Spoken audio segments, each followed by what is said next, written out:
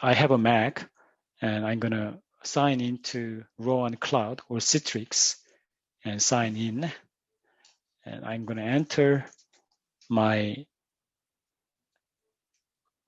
password, Citrix or no? Oh, finally. Finally, I logged on, and then I have a two option here because I'm an employee. But in your case, you will have academic virtual desktop, and I'm going to double click on it.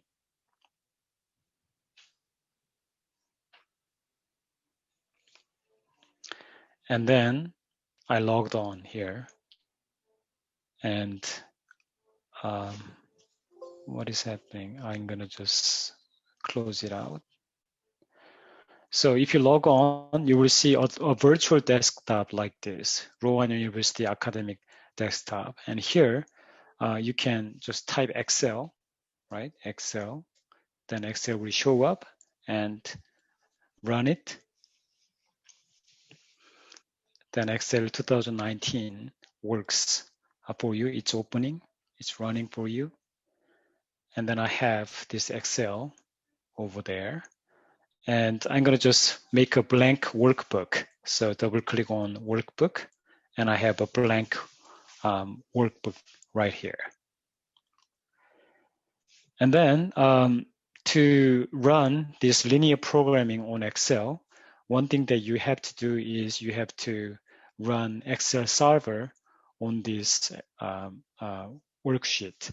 So that can be accomplished by going to File. So click on File, and then go down to the end, and you have options. Okay, File, and at the end of the selections, you have options, and click on it. And then it brings up a new window. It says Excel options, and you have various options that you can work with. The thing that I am interested in is add-ins. So click on add-ins. So if you click on that, you have a bunch of add-ins in your Excel. And I'm going to go to now Excel add-ins. So manage Excel add-ins. And at the center bottom center, you see Go, and click on that sign, that button, Go. And then that brings up add-in window. And here you will check on Analysis Toolpack and Analysis Toolpack BVA, Visual Basic, and the Solver add-in. So these three things you want to check on, right? So you would not have anything on, but you check on them. So Analysis Toolpack, Analysis Toolpack BVA, and Solver add-in. And then I'm going to click on OK. That will run this add-in, Solver add-in for you, and then we are, ready to formulate our linear programming and then run it. So I have done that. To check whether it is running, you click on Data tab, so Data here, and you see that here you have Solver as an option. You have Data Analysis and Solver is the thing that we are going to be using. So Solver is running, so that's a good thing. So objective function, I'm going to write it again.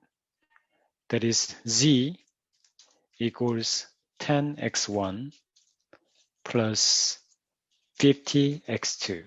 That is our objective function. And we have constraints subject to the first constraint. So I'm going to say C1.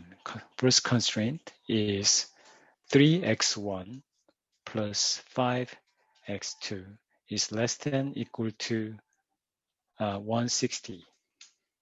And second constraint says x1 minus 2x2 is less than equal to 10.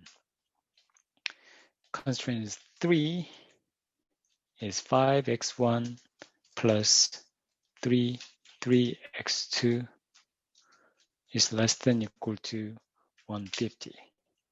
And C4 or constraint 4 is non-negativity.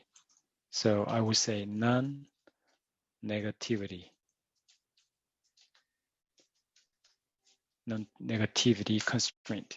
So x1 and x2 both are greater than 0 or equal to 0. We'll do that then.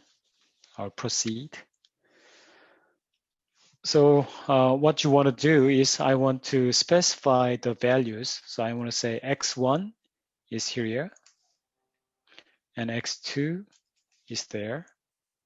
And then left-hand side value, and I would say sign, and then right-hand side value, and then slack. That's what I'm going to be saying. And then here at G, I would say variable. And I'm going to be changing the value of x1 and x2. So I'm going to make it clear that this is something that I'm working on. So x1 and x2. Okay, that's what I'm working on. And I would say here, objective function. So let me make it a little bit bigger, magnify for you, so it may be easier for you to see.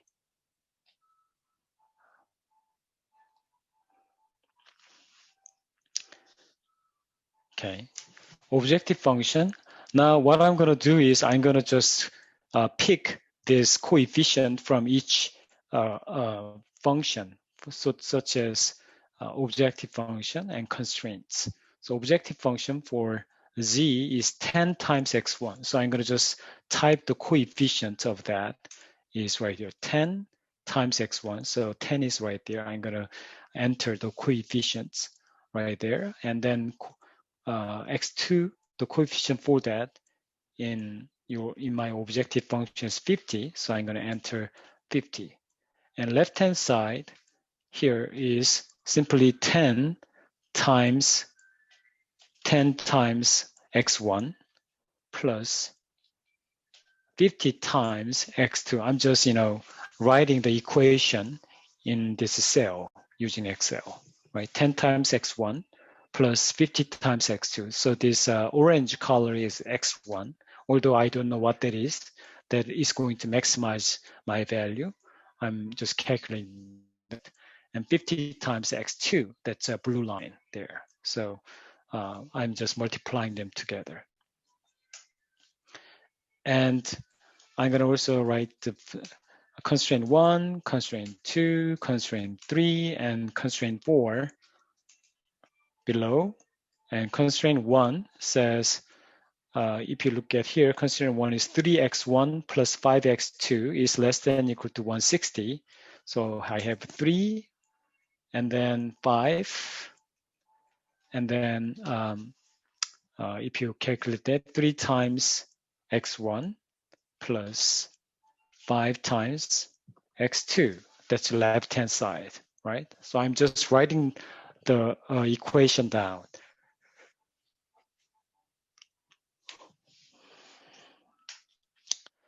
Now the sign, objective function does not have any sign, but constraint has the sign. So it has to be less than equal to, and right-hand side is 160. And slack means this one, 160 minus left-hand side. Right-hand side minus left-hand side, that's what it means by slack. Right-hand side minus left-hand side. Now constraint 2, the coefficient for x1 is 1, and for x2 is negative 2. So I'm going to type negative 2 and do the same thing. x1 times 1 plus negative 2 times x2. And again, it's less than equal to. And right-hand side is 10. And slack is right-hand side minus left-hand side. At this point, 10, because we have nothing on left-hand side. Constraint 3, The coefficient for x1 is 5, coefficient for x2 is 3, and left-hand side is 5 times x1 plus x2 times 3, right? So that's your left-hand side. And again, we have only less than equal to. And right-hand side is 150, and slack is 150 minus left-hand side. Right?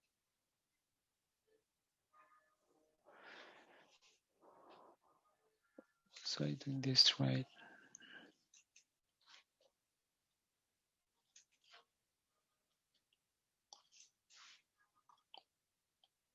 Okay, so let me try again. Let's go to data and solver, and objective is right here. Changing value of this, and then add this.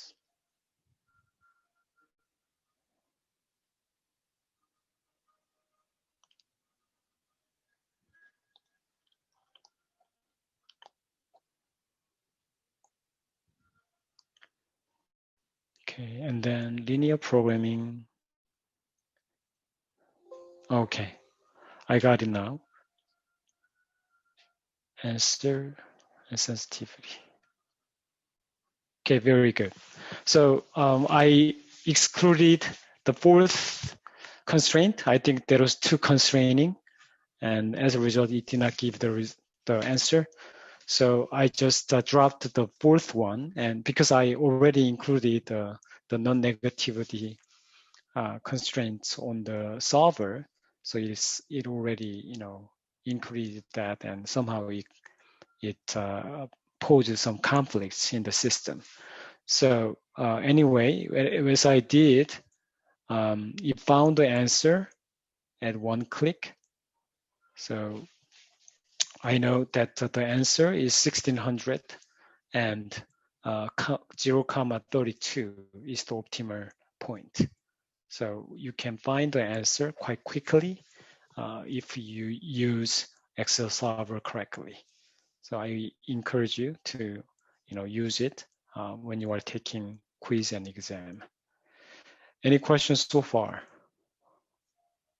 Oh, yeah, so it's time's up.